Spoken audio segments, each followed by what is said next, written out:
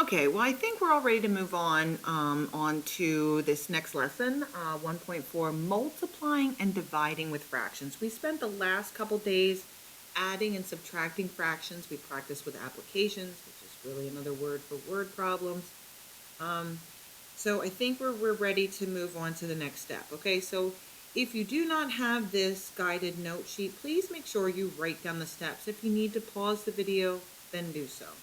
Step 1, you want to write all mixed numbers as improper fractions. We've had lots of practice on that. You should all know how to do that. Step 2, simplify up and down and along the diagonals if possible. I will show you what I mean by that. Like when you're multiplying fractions, you can cross simplify. It makes it a lot easier. Then you don't have to reduce in the end. But this step is definitely helpful, but not like if you skipped it, it wouldn't be wrong. You just have to reduce in the end. Number 3, multiply the numerator, get a new, multiply the numerators to get the new numerator, multiply the denominators to get the new denominator. So unlike adding and subtracting fractions where we kept the denominator the same and we only added or subtracted the top number, or the numerator it's called, when you're multiplying, you go straight across, top to top, bottom to bottom. All right, and then step 4, simplify if needed. Let's take a look at some examples. All right, so here we have 1 over 2 times 4 over 5, okay? So I'm going to show you 2 ways to go about this. First, we're just going to go ahead and we're going to multiply straight across top and bottom. 1 times 4 is 4. 2 times 5 is 10. Well, 4 over 10 is not simplified. I can still reduce by 2. So I divide top and bottom by 2. Or you can use your 4 divided by 10 second PRB feature on your calculator, and you should get 2 this. That's my answer. Now, I'm going to rewrite this problem and show you what I meant when I was talking about that second step where we can simplify on the diagonal.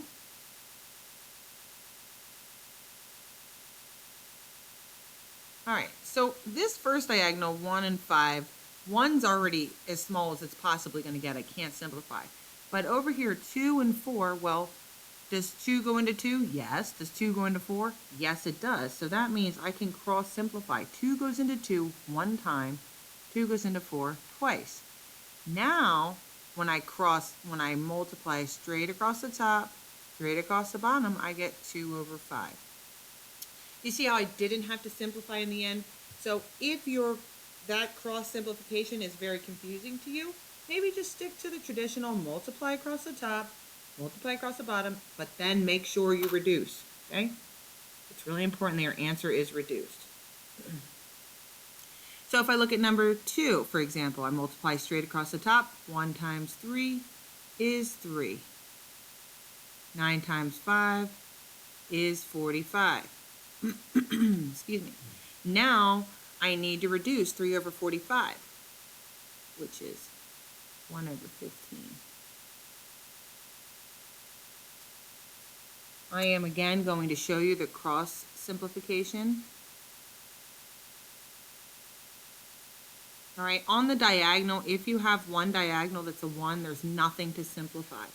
Check your other diagonal. I have a 9 and a 3. Well, does 3 go into 9? Yes, it does, right? 3 goes into 9 3 times. 3 goes into itself once. Now when I multiply across the top, I get 1. When I multiply across the bottom, I get 15. So it's really a preference. It's not incorrect if you skip step 2, but you need to make sure that you are simplifying. If I look at number 3 here, right, first off, do not miss the fact that there is a negative right here in front of that 1/5. So you just need to know that 1/7 is positive, 1/5 is negative. A positive times a negative is going to give us negative. So make sure you don't forget that in your answer. And I look on the diagonal, well, this is a 1, I can't simplify. I look on this diagonal, here's a 1, I can't simplify. I'm going to go ahead and multiply. 1 times 1 is 1. 7 times 5 is 35. I cannot reduce that any farther. That's finished. All right, number 4, I need to convert these into improper fractions. Remember, I multiply 5 times 2, and then I add 1. Well, 5 times 2 is 10, plus 1 is 11. I get 11 over 5. The denominator stays the same. Second one, 3 times 1 is 3, plus 2 is 5. 5 over 3. If you notice here, I have 5s on my diagonal. Well, they each go into each other 1 time.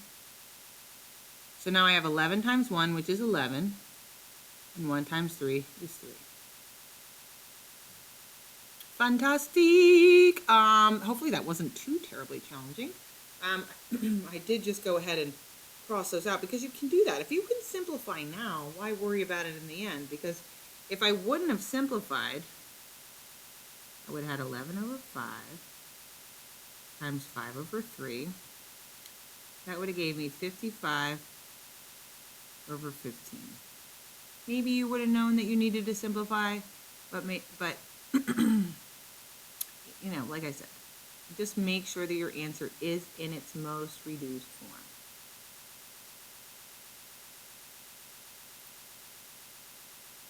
All right, I would like you to try number 5 and 6. Be sure to pause the video. Do not neglect the fact that this is -1 1/3 times 1/2. A negative times a positive. Your answer should be negative. Then in number 6, you have -2 over 3 times -2 4/5. Well, a negative times a negative should give you a positive answer.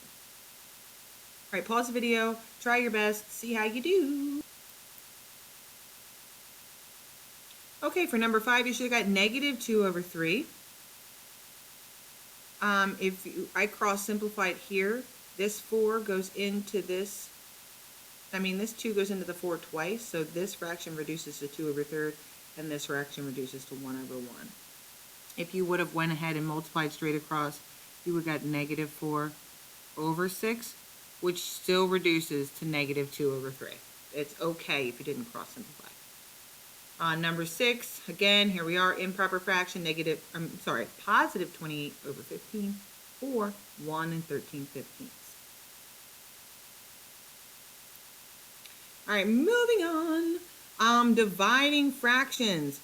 Write all mixed numbers as improper fractions. Change the multiplication and flip the second fraction to its reciprocal.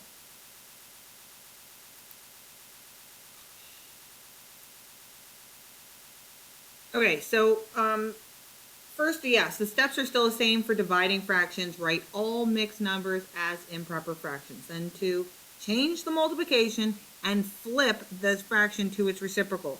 That is what the KISS method means, you know. When you see division, change it to multiplication and flip.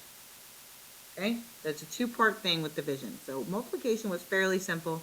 Division's a little more intense, but we're going to look at some practice problems and you should be fine. All right, then we're going to multiply the numerators and the denominators, and we're going to simplify if needed, okay? Let's look at some examples. First off, I see division, I'm going to have to kiss it. So we keep the first fraction the same, change the division to multiplication, and flip the second fraction. Flip. That is the reciprocal. Okay, now we're going to go ahead and multiply. Numerator, 5 times 1, 5. Denominator, 6 times 1, 6. No need to simplify. It's already ready to go. All right, number 8. Keep this. Change this division to multiplication. Flip this fraction. Now, it's still a negative. It doesn't matter where you put the negative. Just don't forget that it's there. So now I have 3 times -2, which is -6. 4 times 1, which is 4. This is reducible because they both have a common factor of 2, so you should have -3 over 2. Or, for all you mixed number lovers out there, -1 1/2. Okay? Let's look at number 9. First, let's take note they're both negative, okay? So first one stays the same, negative 4 over 7. Change this division to multiplication. Flip the second fraction. It is also still negative, negative 9 over 8.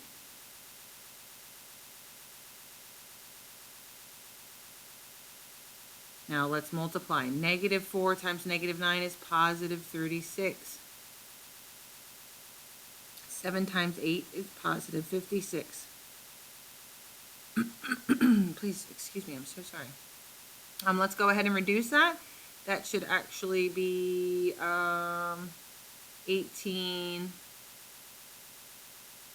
over maybe I'm not reducing far enough. See, this is what happens when I don't cross simplify. So I'm just going to rewrite this down below and cross simplify like I was doing when we were multiplying. All right, so I rewrote the same fractions. I know I'm multiplying, but I see a 4 and an 8 here. I know that those are, I can cancel that out. 4 goes into 8 twice. 4 goes into itself once. So when I multiply here, I have a negative 1 times negative 9 gives me positive 9. And 7 times 2 is 14. So that just means that the fraction above, in its most reduced form, is actually 9 over 14. I did not have my calculator handy, so if you do have your calculator handy, that's quite all right. But I find this method down here a little easier for me, that I don't have to reduce in the end. All right, let's look at number 10. I have a mixed number. I need to turn it into an improper fraction. So we multiply here, and we add here. 10 times 2 is 12. Just kidding, 20 plus 1 is 21 over 10. I'm going to change this to multiplication right away. Actually, no, because then that's going to get kind of crazy. Let's just wait for a second. Let's just keep that division. And let's turn this into a improper fraction. 5 times 2, and don't forget it's negative, and it's not 5 times negative 2. Just write that negative down. 5 times 2 is 10, plus 4 is 14. The denominator stays the same. Now let's rewrite it. 21 over 10, change this to multiplication, flip this fraction. We never divide fractions, we always multiply by the reciprocal. Now, if we can see where we could simplify on the diagonal, well, 5 and 10, I know 5 goes into 10. So that becomes a 2, this becomes a negative 1. On this diagonal, 21 and 14, well, they have a common factor of 7. 7 goes into 21 3 times. 7 goes into 14 twice. So now I'm left with 3 over 2 times negative 1 over 2, which is a lot better than 21 over 10 times negative 5 over 14. 3 times negative 1 is negative 3, and 2 times 2 is 4. Yeah, those are much easier numbers to multiply than 21 and 5 and 10 and 14. But you should have got the same answer if you didn't cross simplify.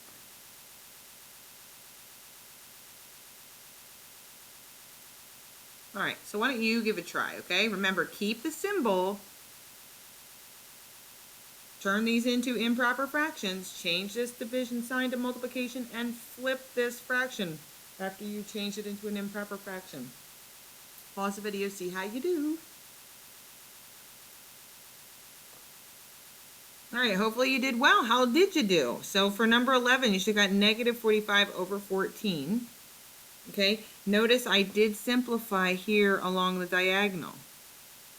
They had a common factor of 2, so this 4 became a 2, and this negative 30 became negative 15, as I wrote right below. If you didn't do that, that's okay. You would have gotten negative 90 over 28. You need to make sure that you reduce that. All right, I would have divided top and bottom by 2 and got 45 over 14. All right, for number 12, it was beautiful. There was nothing to reduce, and it was already ready to go, right? 11 over 20. Nunzo.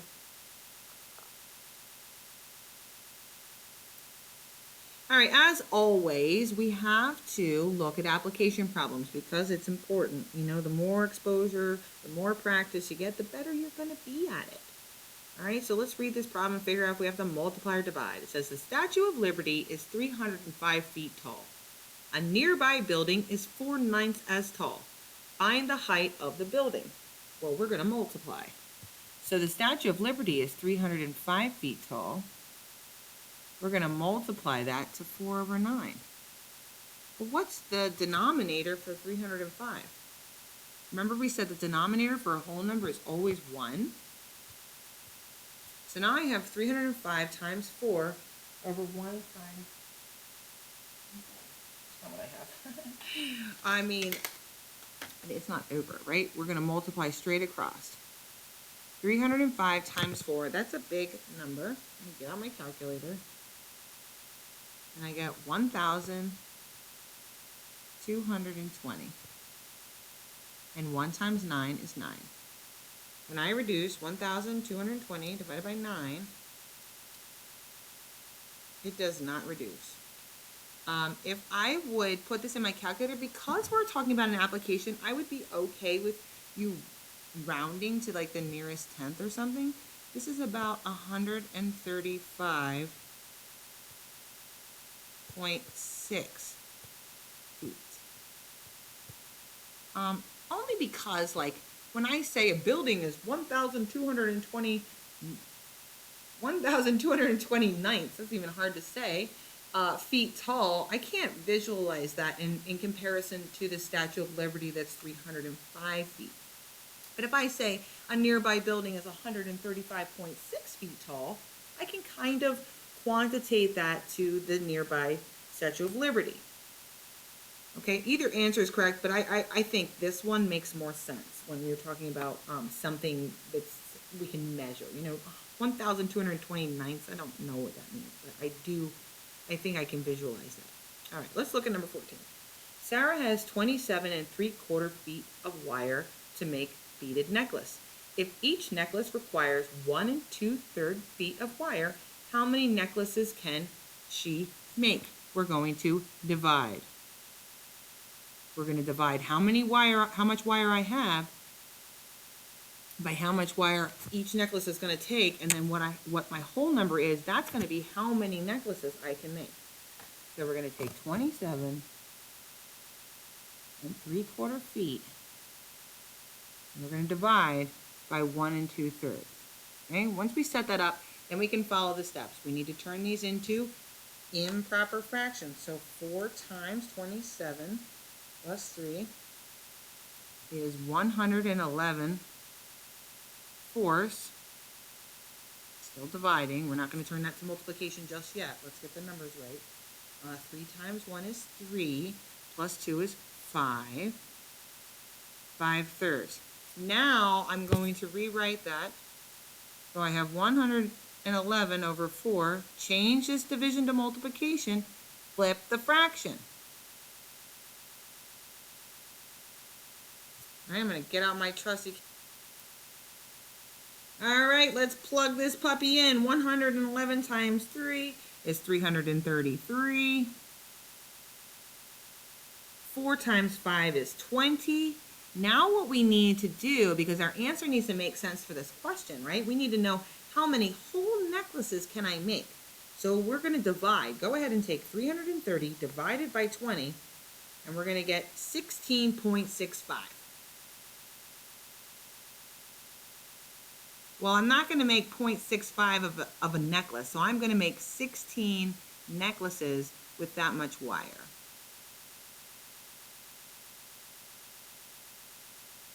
Okay, so we want to make sure our answer kind of makes sense, kind of like what I talked about in number 13, that this answer makes much more sense than this fraction here. All right, well, hopefully that made sense and you guys are cool to do your homework, and I hope you have an awesome day. Bye-bye.